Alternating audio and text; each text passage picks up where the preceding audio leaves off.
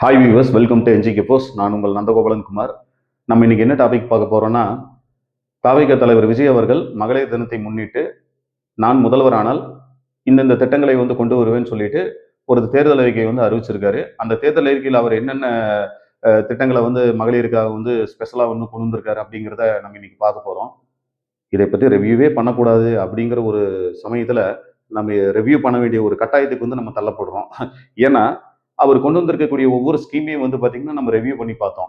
பார்க்கும்போது ஏடிஎம்கே ஆட்சி காலகட்டங்கள்ல முன்னாள் முதலமைச்சர் அவர்கள், அதாவது என்னன்னா அம்மா அவர்கள் ஆட்சி காலகட்டங்கள்ல கொண்டு வந்திருக்க ஸ்கீம்ல ஒரு 80% அதோட சாயல் இருக்கிற மாதிரி இருந்துச்சு. ரிமைனிங் 20% டிஎம்கே ஆட்சி காலகட்டங்கள்ல கொண்டு வந்த ஸ்கீம் அப்படியே காப்பிரைட் பண்ண மாதிரியே இருந்தது. ஸோ அவர் கொண்டு வந்திருக்க ஃபர்ஸ்ட் ஸ்கீம் என்னன்னு பாத்தீங்கன்னா மதிப்புமிகு மகளிர் திட்டம். அதாவது குடும்ப தலைவிகள் ஒவ்வொருவருக்கும் அனைத்து குடும்ப தலைவிகளுக்கும் எவ்வளவு பாத்தீங்கன்னா 2500 ரூபாய் அறிவிச்சிருக்காரு. ஸோ ஏற்கனவே பாத்தீங்கன்னா இப்ப இருக்கக்கூடிய டிஎம்கே கவர்மெண்ட்ல பாத்தீங்கன்னா மகளிர் உரிமை தொகையை பாத்தீங்கன்னா 1000 ரூபாய் கொடுத்துக்கிட்டு இருக்காங்க. 2026ல ஏடிஎம்கே நாங்க ஆட்சி அமைச்சால் பாத்தீங்கன்னா அனைத்து மகளிருக்கும் 2000 ரூபாய் மகளிர் உரிமை தொகையை நாங்க தருவோம் அப்படின்னு சொல்லி அறிவிச்சிருக்காங்க. இவர் என்ன பண்ணியிருக்காருன்னா நாங்க 2500 ரூபாய் கொடுப்போம் அப்படின்னு சொல்லி அறிவிச்சிருக்காரு. இதுல எந்த ஒரு டிஃபரன்ஸ் இல்ல. அன்னபூர்ணி சூப்பர் 6 சிஸ்டம் ஒவ்வொரு குடும்பத்திற்கும் மாதத்துக்கு பாத்தீங்கன்னா 6 சிலிண்டர் இலவசமா கொடுப்போம் அப்படின்னு சொல்லி அறிவிச்சிருக்காரு. ஏற்கனவே மக்கள் யோசிச்சுக்கிட்டு இருக்காங்க. இலவசத்தை கொடுத்து சோம்பேறித்தனப்படுத்திக்கிட்டு இருக்காங்க. அதுக்கு ஒரு மாற்றா தேவை அப்படின்னு சொல்லிட்டு தான் புதிய கட்சிகள் வந்துகிட்டு இருக்காங்க. பாத்தீங்கன்னா மாற்றம் முன்னேற்றம் அன்புமணி அப்படின்னு சொல்லிட்டு ஒரு கான்செப்ட்ல பாமகல வந்திருந்தாங்க. திராவிட மாடல் கட்சிகளுக்கு ஒரு ஆப்போசிட்டா மக்கள் நல கூட்டணின்னு சொல்லிட்டு ஒருத்தங்க வந்திருந்தாங்க. அதே போல இப்ப பாத்தீங்கன்னா டிவிகே தலைவர் விஜய் அவர்கள் வந்திருக்காரு. ஸோ அவர்கிட்ட ஒரு மாற்றம் கிடைக்கும் அப்படின்னு தான் நம்ம பார்த்தோம். மறுபடியும் அந்த இலவசம் அப்படிங்கிற ஒரு கான்செப்டே உள்ள கொண்டு வராங்க. அடுத்தது குழந்தைகளுக்கான ஆசீர்வாதம் திட்டம். அதாவதுன்னா தமிழகத்தில் பிறக்கக்கூடிய ஒவ்வொரு குழந்தைகளுக்கும் பாத்தீங்கன்னா பேபி கிட் நம்ம கொடுப்போம் அப்படின்னு சொல்லியிருக்காங்க. அதுல பாத்தீங்கன்னா ஏற்கனவே அதாவது ஏஐஏடிஎம்கே பீரியட்ல பாத்தீங்கன்னா முன்னாள் முதலமைச்சர் அம்மா அவர்கள் இருந்த போது பாத்தீங்கன்னா தொட்டில் குழந்தை திட்டம் அப்படின்னு சொல்லிட்டு ஒண்ணு நடைமுறையில் தான் இருந்தது. அதே போல அம்மா மெட்டர்னிட்டி நியூட்ரிஷன் கிட், அதாவது என்னன்னா ஒரு மகப்பேறு காலகட்டங்களில் பாத்தீங்கன்னா அவங்களுக்கு ஊட்டச்சத்து பொருட்கள் பெட்டகம் கொடுத்திருந்தாங்க. அதே போல அவங்க மகப்பேறு அதாவது என்னன்னா அவங்களுக்கு குழந்தை பிறந்த பிறகு பாத்தீங்கன்னா குழந்தைகள் பாதுகாப்பு பெட்டகம், அதாவது என்னன்னா சோப்பு, ஷாம்பு, அதுக்கப்புறம் பாத்தீங்கன்னா குழந்தைகளுக்கான டைப்பர் அப்படின்னு சொல்லிட்டு எல்லாமே அடங்கிய அந்த ஒரு பாதுகாப்பு பெட்டகம் அந்த குழந்தைகளுக்கு கொடுத்திருந்தாங்க. அதே ஸ்கீம் தான் அவர் இங்க சொல்லியிருக்காரு. அப்புறம் அடுத்தது பாத்தீங்கன்னா அண்ணன் சீர் திட்டம். அதாவது திருமணம் ஆகக்கூடிய ஏழை பெண்களுக்கு பாத்தீங்கன்னா தாலிக்கு பாத்தீங்கன்னா நாங்க 8 கிராம் கொடுப்போம். அதே போல ஏற்கனவே உள்ள ஆட்சி காலகட்டங்களில் ஏஐஏடிஎம்கே பீரியட்ல மாண்புமிகு முன்னாள் முதலமைச்சர் அம்மா அவர்கள் இருந்தபோது பாத்தீங்கன்னா தாலிக்கு தங்கம் அப்படின்னு சொல்லி ஒரு ஸ்கீம் கொண்டு வந்திருந்தாங்க. அதுல 10ஆம் வகுப்பு முடிந்த அந்த ஏழை பெண்களுக்கு பாத்தீங்கன்னா 8 கிராம் தங்கமும் அதாவது 1 பவுன் தங்கமும் 25,000 ரூபாய் உதவித்தொகை அறிவிச்சிருந்தாங்க. அதே 10ஆவதுக்கு மேல் படிச்சிருந்தா டிகிரி முடிச்சிருந்தாங்கன்னா அவங்களுக்கு 8 கிராம் தங்கம், அதாவது 1 பவுன் தங்கம் 50,000 ரூபாய் அறிவிச்சிருந்தாங்க. அதே ஸ்கீம் அம்மாங்கிற ஸ்கீம் அப்படியே சேஞ்ச் பண்ணி அண்ணன் சீர் திட்டம் அப்படிங்கிற ஒரு ஸ்கீமா இவர் கொண்டு வந்திருக்காரு. அடுத்தது பெண் தொழில் முனைவோர் மகளிர் சுய குழுவுகளுக்கு பாத்தீங்கன்னா 5 லட்சம் ரூபாய் வட்டியில்லா கடன் அப்படின்னு சொல்லி இவர் அறிவிச்சிருக்காரு. ஏற்கனவே பாத்தீங்கன்னா மத்திய மாநில அரசுகள் பாத்தீங்கன்னா ஏகப்பட்ட, அதாவதுன்னா மாநில அரசுகளாகட்டும் இல்ல மத்திய அரசுகளாகட்டும் மகளிருக்காகட்டும் இல்ல அனைத்து தரப்பினருக்கும் பாத்தீங்கன்னா மானிய உதவிகள் செஞ்சுக்கிட்டு தான் இருக்காங்க. ஒரு உதாரணத்துக்கு சொல்ல போனோம்னா யுஐஇஜிபி அன்எம்ப்ளாய்மெண்ட் யூத் என்டர்பிரினர்ஷிப் ஜெனரேஷன் ப்ரோக்ராம்னு இருக்கு. பிரைம் மினிஸ்டர் என்டர்பிரினர்ஷிப் ஜெனரேஷன் ப்ரோக்ராம்னு ஒரு ஸ்கீம் இருக்கு. நீட் ஸ்கீம் நியூ என்டர்பிரினருக்கான ஸ்கீம் இருக்கு. முத்ரா லோன்ல பாத்தீங்கன்னா மகளிருக்கு ஏகப்பட்ட உதவிகள் சுய உதவி குழுக்களுக்கு செஞ்சுக்கிட்டு தான் இருக்காங்க. ஸோ இந்த ஸ்கீம் எல்லாம் நடைமுறையில் ஏற்கனவே உள்ளதுதான். அதே ஸ்கீம் அப்படியே பாத்தீங்கன்னா மகளிர் சுய உதவி குழுக்களுக்கு பாத்தீங்கன்னா 5 லட்சம் ரூபாய் வரைக்கும் பாத்தீங்கன்னா மானிய கடன்கள் கொடுப்போம் அப்படின்னு சொன்ன மாதிரி தான் தெரியுது. அடுத்தது வெற்றி பயணம் திட்டம். அதாவது தமிழ்நாட்டுல எந்த மூலையில பெண்கள் இருந்தாலும் அவங்க இலவசமா பயணம் செஞ்சுக்கலாம். அரசு பள்ளி குழந்தைகள் ஆகட்டும் இல்ல அரசு கல்லூரி மாணவர்களாகட்டும் யாரா இருந்தாலும் அவங்க பயணம் செஞ்சுக்கலாம்னு சொல்லியிருக்காரு. ஏற்கனவே ஏடிஎம்கே பீரியட்ல முன்னாள் முதலமைச்சர் அம்மா அவர்கள் கொண்டு வந்த ஸ்கீம் தான் இது. பஸ் பாஸ் இருந்ததுன்னா குழந்தைகளாகட்டும் இல்ல கல்லூரியில் படிக்கக்கூடிய குழந்தைகளாகட்டும் எல்லோருமே பாத்தீங்கன்னா இலவச பஸ் பாஸ் மூலியமா அவங்க போய்க்கலாம்னு சொல்லி அறிவிப்பு கொண்டு வந்திருந்தாங்க. இப்ப அவர் அதே ஸ்கீம் தான் இப்ப இவர் கொண்டு வந்த மாதிரி தான் நம்மளுக்கு தெரியுது. அதே போல சுகாதாரம் ரேஷன் கடையில பாத்தீங்கன்னா இந்த நாப்கின், பெண்களுக்கான நாப்கின் வழங்கணும் அப்படின்னு சொல்லிட்டு ஒரு ஸ்கீம் கொண்டு வந்திருக்காரு. இது உண்மையாலுமே வரவேற்கக்கூடிய ஒரு ஸ்கீம் தான். அதாவது என்னன்னா, இந்த ஸ்கீம் மூலியமா வந்து பார்த்தீங்கன்னா, ஏகப்பட்ட பெண்கள், ஏழை பெண்களுக்கு வந்து அந்த உதவி வந்து போய் சேரும். ஸோ இந்த ஸ்கீம் வந்து உண்மையிலுமே வரவேற்கக்கூடிய ஒரு ஸ்கீம் தான். பாதுகாப்பு மற்றும் நிர்வாகம் இதுக்கு வந்து ஒரு தனி இலாக்கா வந்து அவர் அமைப்பேன்னு சொல்லியிருக்காரு. ஏற்கனவே வந்து பார்த்தீங்கன்னா, காவல்துறைன்னு ஒரு துறை இருக்கு. உள்துறை. ஒவ்வொரு மாநிலத்திலும் இருக்கு. அந்த உள்துறை வந்து யார் கையில இருக்குன்னு வந்து பார்த்தீங்கன்னா, முதலமைச்சர் கையில தான் இருக்கு. ஸோ அதே தான். இவர் வந்து பெண்கள், குழந்தைகள் மற்றும் முதியோர் பாதுகாப்பு அப்படிங்கிறத வந்து இவரோட தனி அமைச்சகம் வந்து உருவாக்கி, இவரு கீழ கொண்டு வந்திருக்கேன் அப்படின்னு சொல்றாரு. கிட்டத்தட்ட இது வந்து நார்மலா எப்பவும் போல இருக்கக்கூடிய ஒரு புரோட்டோகால் தான். அதையே தான் அவர் செஞ்சிருக்காரு. ராணி வேலுநாச்சியார் படை அப்படின்னா என்னன்னா, பெண்களின் பாதுகாப்பை உறுதி செய்ய உட உடல் கேமராக்கள், பாடி கேமராஸ் கொண்ட 500 சிறப்பு ரோந்து படைகள் அமைக்கப்படும் அப்படின்னு சொல்லியிருக்காரு. ஏற்கனவே வந்து பாத்தீங்கன்னா, தமிழ்நாட்டுல ஊர்காவல் படை அப்படின்னு சொல்லிட்டு ஆண்களாகட்டும், பெண்களாகட்டும் எல்லோருமே வந்திருந்தாங்க. அவங்களுக்கு வந்து உதவித்தொகையா வந்து 5,000 முதல் 10,000 ரூபாய் வரைக்கும் வந்து பாத்தீங்கன்னா, அந்தந்த காவல்துறை சம்பந்தப்பட்ட அதிகாரிகள் வந்து கொடுத்துக்கிட்டு இருந்தாங்க. ஸோ இந்த ஸ்கீம் வந்து ஏற்கனவே நடைமுறையில் இருந்த ஒரு ஸ்கீம் தான். அதை கொஞ்சம் எஸ்டாப்ளிஷ் பண்ணி இவர் சொன்ன மாதிரி தான் நம்மளுக்கு வந்து தெரியுது.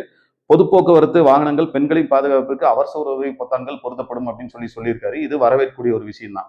அதாவதுன்னா ஒவ்வொரு பஸ்லயும் சரி, இல்ல தனியார் வாகனங்களையும் சரி, அங்க வந்து பாத்தீங்கன்னா செப்பரேட் அதனால பேனிக் பட்டன்ஸ் வந்து யூஸ் பண்ணலாம் அப்படிங்கிற மாதிரி சொல்லியிருக்காரு. பட் ஆனா இது ஏற்கனவே நடைமுறையில் உள்ள ஸ்கீம் தான். அதாவது என்னன்னா, காவல் உதவி ஆப் அப்படின்னு சொல்லி ஒண்ணு வந்து குடுத்துருக்காங்க. அந்த ஆப் மூலியமா நீங்க வந்து உடனடியா அந்த பெண்கள் வந்து அந்த ஆப் பயன்படுத்தி இமிடியேட்டா ஆப்பரேட் பண்ணாங்கன்னா, அங்க இருக்கக்கூடிய ரோந்து வாகனம் வந்து காவல் ரோந்து வாகனம் உடனடியா வந்து அவங்களுக்கு வந்து அவங்க இருக்கிற லொகேஷன் வந்து கண்டுபிடிச்சு அந்த உதவி வந்து செஞ்சுக்கிட்டு தான் இருக்காங்க. இது நம்மளுக்கு ஒண்ணும் புதுசா தெரியல. ஏற்கனவே இருந்த ஒரு இதுதான். அதே போல வந்து பாத்தீங்கன்னா 181 அதாவது காவல் உதவி எண் வந்து பெண்களுக்கான சிறப்பு காவல் உதவி எண் வந்து கொடுத்திருந்தாங்க. அது வந்து ஏற்கனவே வந்து நடைமுறையில் இருந்த ஒரு ஸ்கீம் தான். அதே போல ஊழலற்ற நிர்வாகம் அதாவது graft free super good regime அப்படிங்கிற ஒரு கான்செப்ட்ல இவர் வந்து என்ன சொல்றாருனாக்கா அரசு அதிகாரிகள் முதல் அரசியல்வாதிகள் வரை வந்து பாத்தீங்கன்னா ஒரு 20லிருந்து 30% கமிஷன் வந்து அவங்களுக்கு வந்து போய் சேருது. எந்த ஒரு திட்டம் கொண்டு வந்தாலும் அந்த திட்டங்கள்ல வந்து பாத்தீங்கன்னா 20லிருந்து 30% கமிஷன் வந்து அவங்களுக்கு போய் சேருது. அந்த கமிஷன் வந்து பாத்தீங்கன்னா நாங்க வந்து அந்த கமிஷனை வந்து ஊழல் முறை வந்து தடுப்போம். அந்த கமிஷன்ல இருந்து அந்த கமிஷனை வந்து பாத்தீங்கன்னா தடுக்கிறது மூலியமா என்ன பெனிஃபிட் இருக்கோ அந்த பெனிஃபிட்டை மக்களுக்கு அப்படியே கொண்டு போய் சேர்ப்போம் அப்படிங்கிற மாதிரி சொல்றாரு. அது அவர் ஆட்சி அமைக்கணும். ஆட்சி அமைச்சதுக்கு அப்புறம் தான் அது வந்து தெரியும். அது வந்து எப்படி ஒரு திறம்பட ஒரு நிர்வாகம் வந்து நடத்துறாரு அப்படிங்கிறத நம்ம வந்து பார்க்க முடியும். நம்மளோட இதே போல நிறைய ஸ்கீம் இருக்கு. அதே போல பெண்களுக்கு வந்து பாத்தீங்கன்னா முன்னாள் முதலமைச்சர் ஆகட்டும், இந்நாள் முதலமைச்சர் ஆகட்டும், அவங்க கொடுத்திருக்கக்கூடிய ஒரு ஸ்கீம் என்னன்னு வந்து பாத்தீங்கன்னா, இலவச சைக்கிள் வந்து கொடுத்திருக்காங்க. அதே போல பெண்களுக்கு வந்து பாத்தீங்கன்னா, ஏஐஏடிஎம்கே பீரியட்ல முன்னாள் முதலமைச்சர் அம்மா அவர்கள் வந்து பாத்தீங்கன்னா, மானிய விலையில வந்து ஸ்கூட்டர் வந்து கொடுத்திருந்தாங்க. இப்படி சொல்லிட்டே போலாம். ஏகப்பட்ட ஸ்கீம் இருக்கு. ஸோ இதே சாயல்ல தான் இவரு வந்து வராரு. அது திராவிட மாடல் ஆட்சிகளை ஆகட்டும், இல்ல திராவிட கட்சிகள் வந்து கொண்டு வந்த அந்த ஒரு ஸ்கீம் ஆகட்டும், அதே மாடல்ல தான் இவரு வந்து வராரு. ஸோ இது எப்படி இவரு கொண்டு வந்தாரு அப்படிங்கிறது தெரியல. இவரு வந்து பாத்தீங்கன்னா, இப்ப நம்ம அவர் கொண்டு வந்த ஸ்கீம வந்து பாத்தீங்கன்னா, ஒரு மொபைல்ல வந்து பாத்தீங்கன்னா பார்த்து நம்ம வந்து உங்களுக்கு வந்து அந்த ரிவ்யூ வந்து பண்ண வேண்டியதா இருக்கு. பட் ஆனா அவரு வந்து தாவேகா தலைவர் விஜய் அவர்கள் வந்து இந்த ஸ்கீம் எல்லாம் வந்து பல டிஸ்கஷன் பல கட்ட ஒரு ரிவ்யூ அதாவது என்ன பல கட்டமா வந்து ஒரு டிஸ்கஷன் பண்ணி தான் வந்து கொண்டு வந்திருப்பாரு. பட் ஆனா அவரோட மேடையில வந்து அவரே வந்து ஒரு பேப்பர் வச்சு தான் படிக்கிறாரு. அவர் ஈஸியா வந்து அதை வந்து அப்சர்வ் பண்ணி மக்கள்கிட்ட வந்து கொண்டு போய் சேர்த்திருக்கலாம். பட் ஆனா அது ஒரு தேர்தல் அறிக்கை கூட வந்து பாத்தீங்கன்னா ஒரு எளிமையான தேர்தல் அறிக்கை தான் இதெல்லாமே. நம்ம கொஞ்சம் ப்ரிப்பேர்டா இருந்தோம்னா ஈஸியா வந்து மக்கள்கிட்ட கொண்டு போய் சேர்த்திருக்கலாம். பட் ஆனா ஒரு பேப்பர் பார்த்து படிக்கிற மாதிரி தான் நம்மளுக்கு வந்து தெரிஞ்சது. எனிஹோ நம்ம வெயிட் பண்ணி பார்ப்போம். அதாவது என்ன இவர் வந்து கொண்டு வரக்கூடிய ஸ்கீம ஊழல் இல்லாம அவர் வந்து எப்படி வந்து மக்கள்கிட்ட கொண்டு போய் சேர்க்கிறாருங்கிறத நம்ம பொறுத்திருந்து தான் பார்க்கணும். அதே போல நம்ம வந்து கேட்கக்கூடிய விஷயம் என்னன்னு வந்து பாத்தீங்கன்னா, ஊழல் இல்லாத நிர்வாகம், தரமான கல்வி, தரமான மருத்துவம், நீர் மேலாண்மை, விவசாயிகள் பாதுகாப்பு, விவசாயிகள் பாதுகாப்பு கிடங்கு, வேலை வாய்ப்பு, இளைஞர்களுக்கான வேலை வாய்ப்பு. இளைஞர்களுக்கான வேலை வாய்ப்பை நீங்க குடுத்துட்டீங்க. ஒரு ஊழலற்ற ஆட்சி இருக்குதுன்னா, இங்க இலவசங்களே எதுவுமே தேவையில்ல. ஸோ இலவசங்கள நோக்கி மக்கள வந்து பாத்தீங்கன்னா, இலவசங்கள குடுத்து மக்கள வந்து அடிமைப்படுத்தி வச்சிருக்கிற மாரி தான் தெரியுது. ஸோ திருப்பியும் வந்து ஒரு இலவச மாதமான ஒரு உதவி தொகைங்கிறதோ, இல்லாட்டி வந்து பாத்தீங்கன்னா, ஒரு மானிய விலையில இது குடுக்குறேன், அது குடுக்குறேங்கிறதோ, ஒரு மக்கள கவர்ற மாரி தான் இருக்குது ஒழிய, மக்கள வந்து நல்ல வேலை குடுத்து, மக்களுக்கு வந்து ஒரு சிறப்பான திட்டங்கள குடுத்து, மக்கள ஊக்கப்படுத்துற மாரி எந்த ஒரு ஸ்கீமையும் வந்து ஏற்கனவே உள்ள திராவிட ஆட்சியாளர்கள் வந்து குடுக்கல. இப்ப வந்திருக்கக்கூடிய டிவிகே தலைவர் விஜய் அவர்கள் வந்து குடுப்பாரு அப்படிங்கிறத நம்ம வந்து எதிர்பார்த்தோம். பட் ஆனா, இந்த மகளிர் தினத்தை முன்னிட்டு அவர் அறிவிச்சிருக்கக்கூடிய அந்த தேர்தல் அறிக்கை வந்து பாத்தீங்கன்னா, திராவிட ஆட்சி காலகட்டங்கள்ல என்ன ஒரு ஸ்கீம் கொண்டு வந்திருந்தாங்களோ, அதுல அப்படியே ஒரு 80 to 90% இருக்கிற மாதிரி தான் இருக்கு. இன்னும் 2026 எலெக்ஷனுக்கு தேர்தல் அறிக்கையை வந்து தயாரிக்கிற பணிகள்ல எல்லா ஆட்சியாளர்களும் தயார் நிலையில வந்து இருப்பாங்க. அதே போல டிவிகேவும் வந்து பாத்தீங்கன்னா அடுத்த கட்ட தேர்தல் அறிக்கைங்கிறத ஒண்ணு வந்து அறிவிப்பாங்க. அந்த தேர்தல் அறிக்கையில நம்ம எதிர்பார்க்கக்கூடிய விஷயம் என்னவா இருக்குன்னு வந்து பாத்தீங்கன்னா, ஏற்கனவே சொன்ன மாதிரி நம்ம என்ஜிகே 4 சேனல்ல சொல்லியிருக்கிறோம். தலைவர் விஜய் அவர்கள் இந்த அறிவிப்பு அறிவிப்பாரா அப்படிங்கிறது நம்மளுக்கு உறுதியா தெரியல. நான் முதலமைச்சர் ஆனால் நான் நான் உட்பட என்னுடைய எம்எல்ஏக்கள், எம்பிக்கள் அனைவரும் வந்து பாத்தீங்கன்னா அரசு பள்ளியில தான் வந்து அவங்களோட குழந்தையை படிக்க வைப்பாங்க. நான் உள்பட என்னுடைய எம்எல்ஏக்கள், எம்பிக்கள் அவங்களோட குழந்தையாகட்டும், இல்ல அவர்களாகட்டும் எல்லோரும் வந்து அரசு மருத்துவமனையில் தான் ட்ரீட்மெண்ட்டை வந்து எடுத்துக்குவோம். அப்படிங்கிற ஒரு வார்த்தையை வந்து அவர் கொண்டு வருவாரா தேர்தல் அறிக்கையில அப்படிங்கிறத நம்ம பொறுத்திருந்து தான் பார்க்கணும். அப்படி கொண்டு வரக்கூடிய பட்சத்துல, அங்க இருக்கக்கூடிய கல்வி ரொம்ப தரமா இருக்கும். அங்க இருக்கக்கூடிய மருத்துவமனை வந்து ரொம்ப தரமா இருக்கும். ஏன்னா, தாவேகா தலைவர் விஜய் அவர்கள் இந்தியாவிலேயே அதிகப்படியான மீடியா அட்டென்ஷன் உள்ள நபர் அப்படிங்கிறத ஏற்கனவே நம்ம வந்து தெரிவிச்சிருந்தோம். அவரே வந்து ஒரு அரசு பள்ளியில வந்து அவரோட சார்ந்த கட்சி நபர்கள வந்து படிக்க வைக்கிறாரு.